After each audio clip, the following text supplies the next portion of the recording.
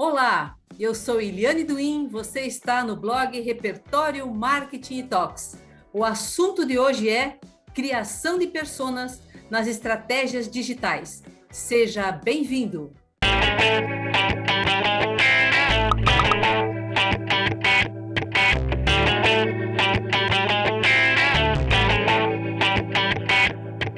A nossa convidada de hoje é a Patrícia Gelschlechter. É por aí mesmo. Ela é especialista em planejamento de presença digital e em estratégias de inbound marketing, B2B. Nascida e criada no marketing digital, já soma 12 anos de experiência na área, atuando como consultora e dentro de agências de comunicação. Atualmente é planner digital na UP Comunicação, em Jaraguá do Sul. Formada em marketing com especialização em gestão estratégica de marketing pela Católica de Santa Catarina. Ela de vez em quando se mete na cozinha, tá, para fazer uns pratinhos bem saborosos, adora uma festa e é maratonista de séries nas horas vagas. Olá, isso Patrícia, mesmo. Tudo bem? Oi, Eliane, que prazer, tudo bem e você? Tudo ótimo. Que bom ter você aqui com a gente no blog Repertório Talks. Obrigada pelo convite, estou bem feliz, espero que seja bem relevante o assunto que a gente vai trazer hoje aqui. Sempre é, sempre é. Ô, Paty, eu vou tomar a liberdade de chamar de Paty, porque a gente trabalhou juntas, então a gente pode ter essa intimidade. E eu fiz um texto aqui para contextualizar esse assunto das personas, que é tão falado, né? Tão comentado hoje, um dia. Então, isso tudo me faz lembrar que lá nos idos dos anos 80, quando eu entrei para comunicação, para trabalhar em agências de propaganda, por falta de método, de informação, a gente escrevia nos briefings que o público-alvo eram indivíduos acima dos 17 anos e a criação tinha que se virar, né? O planejamento tinha que se virar com essa informação. Depois, com o conceito de segmentação, propagado no final dos anos 80, começamos a procurar definir melhor o público-alvo das marcas com dados geodemográficos e o que fosse possível sobre os dados psicográficos, isto é, estilo de vida, interesses, opiniões, comportamento. Mas essas informações psicográficas não dava para a gente estar inventando, a gente tinha que correr atrás disso, né? Tínhamos que ter uma fonte que fosse uma pesquisa de mercado, fosse observação no PDV, ou através de uma ação de marketing direto, ou mesmo através dos clubes de clientes, que eram tão em voga naquela época, ou qualquer outra maneira que apontasse para o chamado público-alvo motor da marca. Mas nem todo cliente, mesmo as agências, tinham isso muito claro. Muitas vezes era o feeling que falava mais alto, porque uma coisa era pensar num produto ou serviço voltado para um determinado público, outra coisa era quem de fato comprava ou consumia o que se estava comercializando no mercado. O que queríamos fidelizar ou conquistar, né? Ou o que a gente queria fidelizar ou conquistar. Com o marketing digital, o termo personas foi ganhando importância e hoje uma estratégia digital precisa focar em personas. Para isso, é preciso criá-las e defini-las. De forma muito simples, a gente pode dizer que a criação, definição das personas é uma ferramenta ou método de segmentação de mercado. E essa deixa para a primeira pergunta para você, tá? Com as suas palavras, Paty, o que são as personas? E como o conceito de segmentação aparece nesse contexto? Eu gosto, Eliane, bastante da definição do HubSpot, que é o precursor do inbound marketing, né? Que especialmente no Brasil aqui, quando se começou a falar sobre inbound marketing, que já emendou essa questão toda das personas, né? Que isso se aflorou muito com o inbound. Essa definição do HubSpot, ela diz que a persona é a representação fictícia do seu cliente ideal. Ou seja, diferente de um público-alvo, aquilo que você acabou de comentar, né, que é uma segmentação de mercado, a persona ela é uma coisa mais humanizada, ela analisa mais comportamentos, ela também tem muito de feeling, né, junto com a questão dos dados, quanto mais dados você tiver para construir essa persona, mais rico fica e mais verdadeiro. Então, a persona, ela representa o meu consumidor, o meu cliente ideal. Para quê? Para que eu consiga entender como é que ele se comporta, qual é o comportamento de consumo dele, quais são, no final das contas, a gente busca entender quais são os objetivos de vida dele, quais são as dificuldades para que a gente gere conteúdos tão relevantes para ele, que ele passe a encontrar a nossa marca, admirar a nossa marca e conversar com a nossa marca. Tá? Basicamente é isso. Uhum. Eu tenho observado nas consultorias que eu tenho dado, assim, que se pergunta muito quais são os métodos mais eficazes, né, para se criar as personas. Eu sempre digo que existe um método, mas também há algo que você vai depois construindo também, você vai ajustando e adaptando ao longo do tempo, né? Quais são os métodos ou o método mais eficaz para criar personas? Eu já vi vários, tá? Mas o mais comum e o que é mais utilizado é a gente fazer uma construção colaborativa entre agência, né? O especialista que vai conduzir. É uma dinâmica que a gente costuma dizer, né?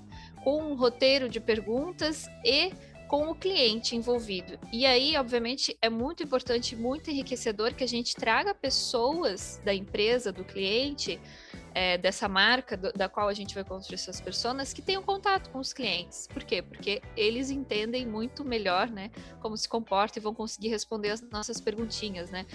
É uma grande dinâmica de provocações sobre quem é o meu público para que no final a gente consiga desenhar, tá? Isso que você comentou de essa necessidade de a gente revisitar, mudar aquilo que for preciso, isso é uma realidade muito, muito verdadeira, né?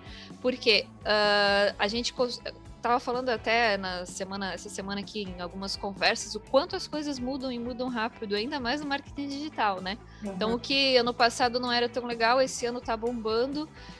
O que o ano passado o meu consumidor não usava, o meu cliente não usava, esse ano ele tá usando. Então, é muito importante que a gente não ingesse essas pessoas, óbvio, né? Elas precisam ser o nosso grande norteador. Eu digo que sempre é o grande norteador de toda a estratégia do marketing digital, né? E óbvio, não é só do digital, isso também se aplica para a marca como um todo. Obviamente é uma construção tão rica que no final o cliente ele se abraça nisso, a gente vê muito isso acontecer e leva para toda a sua estratégia, tá?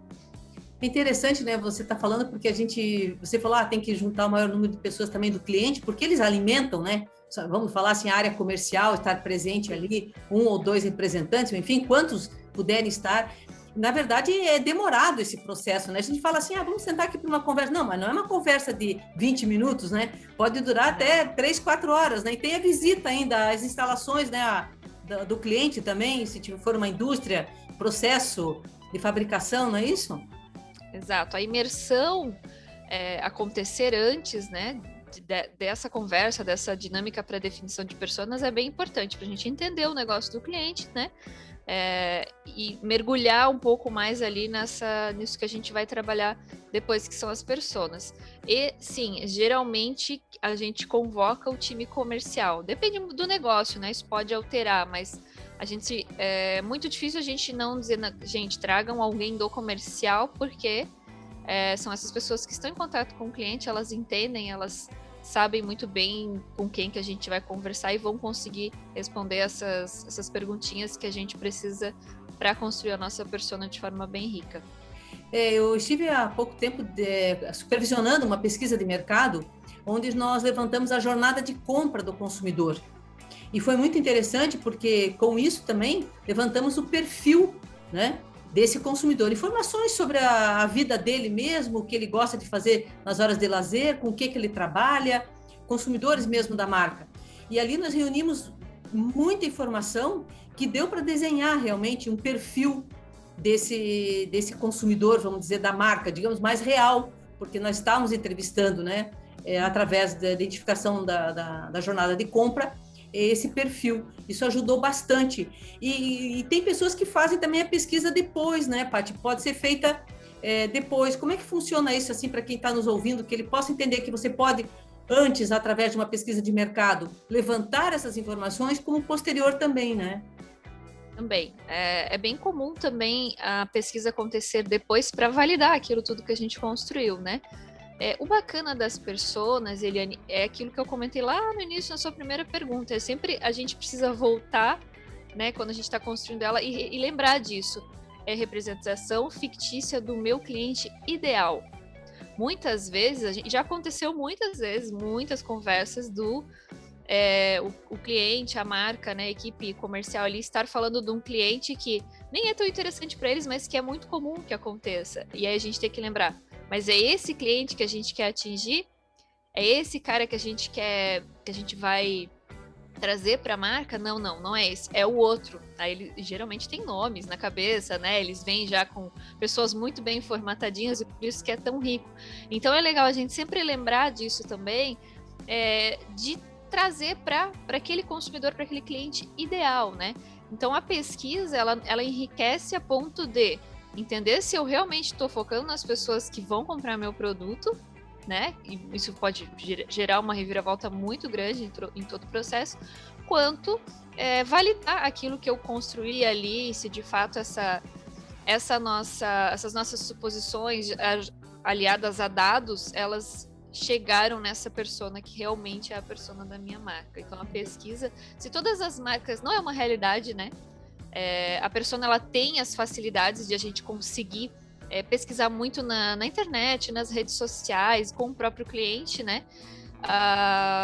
Mas o ideal seria, obviamente, a gente sempre ter uma pesquisa, né? O mundo perfeito seria assim, mas não é bem a realidade. Então, existem essas duas formas de fazer, todas elas são muito válidas. Tá. E assim, fale para a gente um pouquinho dessa importância, obviamente, que a gente está vendo, né, das personas, mas os benefícios que você tem notado na prática quando você faz um desenho de um planejamento estratégico para uma marca. A persona, ela é o nosso ponto de partida, né, Eliane? A primeira coisa que a gente faz, depois da imersão, né? Primeiro a gente faz a imersão, entende muito bem o cliente e a gente parte para a persona, porque a partir dela a gente consegue direcionar todo o planejamento, toda aquela análise que a gente vai fazer com base naquele público com quem a gente vai conversar. Então, eu vou analisar, por exemplo, a presença digital de um cliente, que análise faz parte do planejamento, né? Se eu já souber com quem que eu converso, essa análise ela fica muito mais rica. Então eu consigo, de fato, é o grande norteador de toda a estratégia. No momento que eu vou depois, dentro do planejamento também, definir qual é o plano de conteúdo, quais são os temas que eu vou abordar, quais são as redes sociais que eu vou estar presente, é tudo baseado na persona. E muitas vezes o cliente mesmo se clareia as ideias nesse momento, né? Achando, mas o Instagram é o que todo mundo está usando, por exemplo. Mas e o teu público, ele usa o Instagram? E aí depois, no final, a gente já tá todo mundo muito convencido, putz, o Instagram é muito legal, todo mundo usa de fato, né? Mas para eu gerar negócio, o meu canal é o LinkedIn, digamos assim. Certo. Então acontece bastante. Tem que olhar, até porque a gente, quando fala em criação de personas, a gente sabe que na prática normalmente vão 2, 3, até 4 personas, né? Num trabalho de planejamento também. Exato. E é importante também isso que você comentou sobre a quantidade, especialmente quando uma estratégia está no início, né? Que a gente vai começar a trabalhar de forma mais robusta, né? A presença digital, a gente gosta de focar. Então, muitas vezes o cliente vem, não, mas eu tenho também esse, tenho esse, tenho esse, tenho esse. Não, gente. Vamos focar, porque quem quer conversar com todo mundo não conversa com ninguém, né? Então, a gente gosta sempre de limitar a 3 personas, né? Para que a gente trabalhe por um período ali de 1 ano, pelo menos. E aí, nada nos impede. Obviamente que a gente não vai esquecer dos outros públicos, né? Mas aquele detalhamento, aquela estratégia, aquele foco mais aprofundado vai ser nessas primeiras personas. Num futuro, dali a 12 meses, né? No segundo ano, digamos assim, a gente pode focar nas outras personas aí que são interessantes para esse cliente também. E pela tua prática, Paty, é possível, quando a gente fala que nem todo o mundo ideal de fazer pesquisa de mercado antes ou depois para desenhar melhor essas personas, isso não acontece de uma maneira mais assídua, mais frequente. Pela tua experiência, já que falamos, né, de estar criando essa personagem fictícia para a marca, é possível criar relacionamento com essas personas e construir relacionamento com essas personas? Com certeza. É por isso que a persona ela é tão rica, né? Porque no final você chega numa uma pessoa, né, que é aquela que a gente vai chamar de público-alvo, que é a nossa persona. Ela vai ter um nome, ela vai ter uma faixa etária, ela vai ter uma profissão. a gente deixa a coisa tão encorpada, tão próxima da nossa realidade, para quê? Para que qualquer pessoa que pegue essa marca, vamos pegar um redator, por exemplo. Agora esse redator ele vai escrever conteúdo para essa persona, né? Ele precisa olhar aquilo ali, ler e saber, eu tô falando com o João, que é o gestor da loja de materiais de construção, digamos assim. Isso fica muito mais fluido para quem vai trabalhar com essa marca, né? Então, com base nisso, óbvio que a gente consegue estreitar o relacionamento, porque a gente vai direto na dor dele, a gente vai direto no objetivo dele, a gente fala dos sonhos dele com ele, que a gente identificou lá nas nossas pesquisas, nas nossas conversas, nossos estudos, que essa pessoa, essa persona, né, que na verdade é um grupo de pessoas que têm comportamentos em comum, tem tais sonhos, tem tais dificuldades, e a gente trabalha isso para criar conteúdo relevante para ele. Então, sim, o objetivo de tudo é que a gente crie um relacionamento e impacte de verdade essas pessoas. Legal. E de quanto em quanto tempo as empresas e suas marcas devem atualizar essas personas? Depende muito da necessidade do mercado, né? Mas eu diria assim que por padrão, uma vez por ano, olhar para elas, porque assim, a gente também não é só a persona, a gente olha para a estratégia como um todo, né? E sempre o mercado muda muito. A gente pega um ano como 2020, por exemplo, que tudo mudou muito rápido e é um cenário totalmente diferente e tem uma necessidade maior de você parar e reavaliar a tua estratégia, ver se tem alguém que você não está conversando, construir uma persona nova, adequar aquela que, por exemplo, tá lá mapeado que ela usa Facebook, não usa Instagram e agora a realidade já não é essa.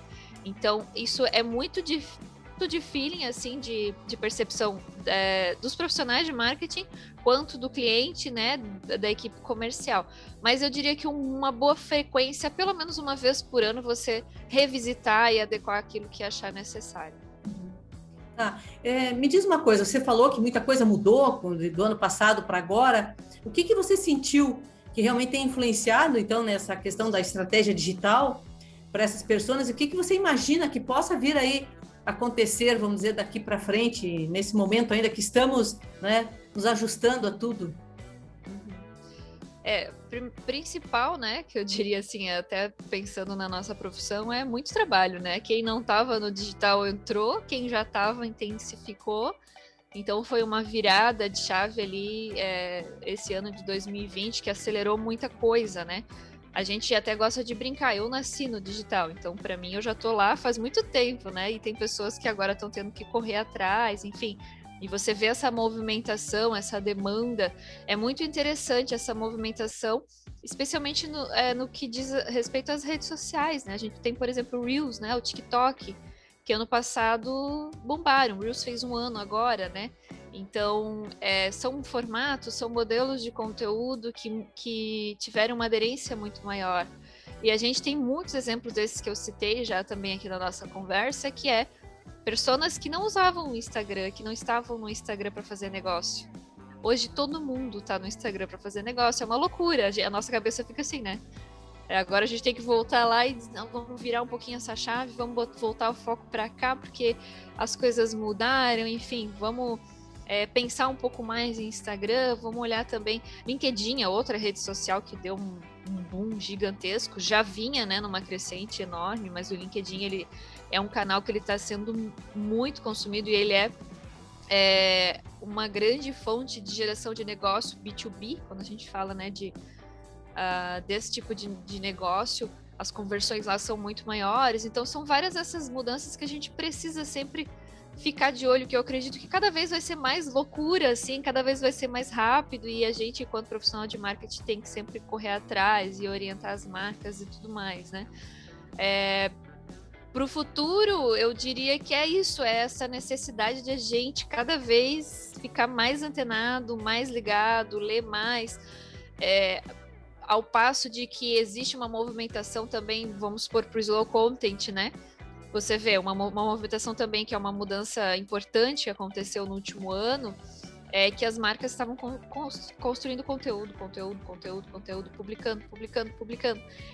E a timeline de 2020 ela ficou tão saturada, ela ficou tão cheia de tanta coisa, ver as lives, por exemplo, né?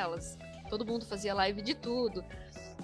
Que agora os clientes, os consumidores, eu sempre digo, é só a gente pensar nós enquanto consumidor de conteúdo. A gente gosta daquela enxurrada de coisa? Não, porque a gente não consegue consumir isso tudo, né? Então, a movimentação do slow content, por exemplo, que é fazer menos conteúdo com muita qualidade, é um grande desafio para as marcas, porque não é tão simples, né? Então, você vê marcas que antes faziam um post por dia, agora fazendo seus 2, 3 por semana, mas são conteúdos mais parrudos e que vão realmente trazer uma relevância. E nos mais diversos formatos, né? Que hoje você tem feed, você tem stories, você tem reels, você tem IGTV, você tem LinkedIn, você tem stories no LinkedIn também, você tem lives, então é um bando de coisa, né? Um bando de possibilidade. Eu acho que esse é o grande desafio aí para a gente ficar sempre de olho nessas movimentações, nessas mudanças de comportamento de consumo de conteúdo. É muito legal essa tua visão, assim, né, do que está acontecendo e também do que há por vir e a força e o poder do LinkedIn dentro do B2B. Deixa eu te fazer uma pergunta aqui com relação ao momento, vamos dizer assim, da pandemia. Como que as marcas, de uma maneira geral, elas se adequaram à linguagem ou a conteúdo? Elas praticaram a empatia ou tentaram meio que não tocar no assunto? Como é que você percebeu isso? Porque isso afeta diretamente também as estratégias digitais que estavam desenhadas, né, com base nas personas. Sim. A gente vê todo tipo de posicionamento, né, Eliane?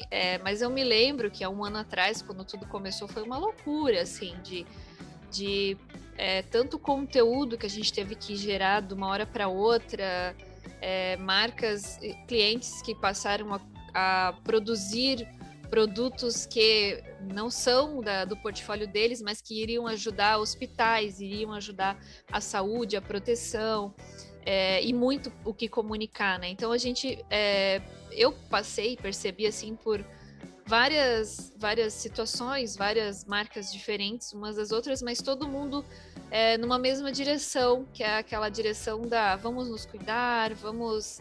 E aquele cuidado mesmo, né, de até não cometer gafes, né? Porque antes você ia numa movimentação, por exemplo, de publicar o nosso processo produtivo, ou uma reunião, e isso não podia mais acontecer. E se fosse acontecer, teria que ser com todos os cuidados, né? Todo mundo um longe do outro. Então, assim, existiu sim uma movimentação bastante grande, mas o que é o mais legal, o mais bacana que eu percebo, assim, de evolução mesmo para as marcas é a humanização. É a questão de o quanto todo mundo passou a olhar com mais carinho para as redes sociais, né? Porque de repente a internet ou a rede se tornou o único canal de vendas para muita marca, né? Então a gente viu o e-commerce sendo construídos em tempos recordes e marcas que não estavam nas redes sociais passando a dedicar bastante tempo, porque não tem mais feira, porque não tem mais evento presencial, que representavam muito para eles, né? Uhum. E aí, como é que eu vou me posicionar numa rede social? Eu preciso sempre, e cada vez mais, né? E a pandemia aflorou muito isso, da humanização, de você ser empático, de você conversar, de você se abrir ao diálogo e não ser tão discursivo, né? Então, acho que essa é a grande mudança mais bacana, assim, que eu percebo das marcas, né? Uma movimentação muito geral para humanizar, para conversar, o tete a tete ali, né? Muito próximo. Então, isso é bem legal, uma evolução bem, bem importante. Então, legal, bacana, obrigada. Me diz uma coisa, assim, uma pergunta que não quer calar. Como é que o DNA da marca com propósito tem colaborado com os seus planejamentos estratégicos digitais, de uma maneira geral? Nossa, demais, Eliane. Assim, ó, eu tive acesso ao DNA com profundidade assim que eu te conheci, né?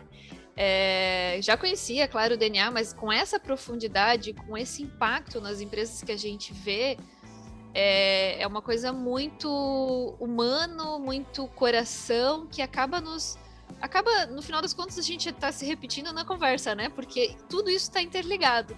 Então, ter um propósito bem definido onde a gente acaba também pegando a base ali, quando a marca, a empresa tem o seu DNA, que foi feito sempre antes disso tudo, né? Porque é o grande solo, traz uma riqueza de informação, traz uma riqueza de posicionamento, de tom de voz que a gente precisa para uma marca nas redes sociais é muito importante mesmo, né? A marcas com propósito hoje, tanto que é uma das outras grandes tendências, né? Não só do marketing digital, mas do marketing como um todo, as empresas terem propósito e respirarem isso e transmitirem isso para o mercado, para que seja realmente verdadeiro e que se perceba que existe uma coisa que guia aquela marca. Isso é muito legal, é muito, muito valioso. E assim, na prática, até em alguns trabalhos que fizemos, aquela questão do universo semântico também, né? De você ter aquelas expressões e não ficar mais buscando palavras vindo não sei da onde, mas, ao contrário, que tem um universo de palavras para aquela marca, né? Para a gente poder ter um discurso coerente e consistente de expressões para aquela marca dentro do DNA. Isso é bem interessante também. Sim, com certeza. Minha querida, a conversa está ótima, vamos deixar um pouco para um próximo bate-papo. Eu queria muito agradecer a tua participação aqui no blog Repertório Marketing Talks. E se você ficou com alguma dúvida ou deseja, enfim, comentar sobre esse assunto, é só entrar no blog Repertório Marketing e Talks. Paty, fique à vontade para as suas considerações finais. Muito obrigada pela oportunidade, por esse momento. Aqui é sempre muito bom a gente conversar e trocar essas ideias. Quem tiver, como a Eliane comentou, quem tiver alguma dúvida, quiser escrever lá, a gente vai deixar os linkzinhos, os endereços, né, ali na descrição do vídeo. Fiquem bem à vontade. Se tiver alguma sugestão também para gravar um vídeo próximo, estamos aqui. A Eliane, né, super sempre geradora de conteúdos muito ricos. E também quem quiser escrever direto para mim, perguntar, questionar, qualquer dúvida, fique bem à vontade. Muito obrigada pelo convite, Eliane, espero que tenha sido produtivo e que esse vídeo tenha muitos views. Legal, obrigada. E, aliás, eu preciso até, enfim, reforçar que você é a nossa ilustre colaboradora do blog, que aceitou esse convite, né? É importante a gente salientar isso, você já contribuiu com artigos, estamos gravando esse vídeo aqui, temos muitos trabalhos ainda pela frente para a gente poder compartilhar esse conhecimento dentro do nosso blog. É isso, espero que todos tenham gostado. Muito obrigada, valeu, Paty. E antes de encerrar, eu quero lhe fazer um convite.